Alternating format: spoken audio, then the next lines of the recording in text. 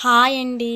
రాగి సంగటి విత్ అలసందల పులుసు మీలో ఎవరికన్నా తెలిసేమో కామెంట్ చేయండి. ఈ రాగి సంగటి పెద్ద కథ ఉందండి. నేను చాలా ఈజీ అనుకున్నా మ్యారేజ్ అయిన కొత్తలో చేయడం.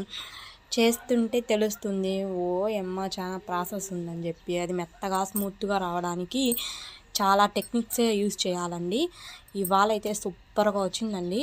మీలో ఈ బ్యాచ్ ఎవరైనా ఉంటే కామెంట్ చేయండి. రాగి సంగటి అలసందల పులుసు చికెను అలా తినకూడదు కదా శ్రావణ మాసం ఆ టైంలో సంగట్లే కాంబినేషన్ అలసందలు ఉంటాయి కదా, ఆ కర్రీ చేసుకుంటే చాలా బాగుంటుంది.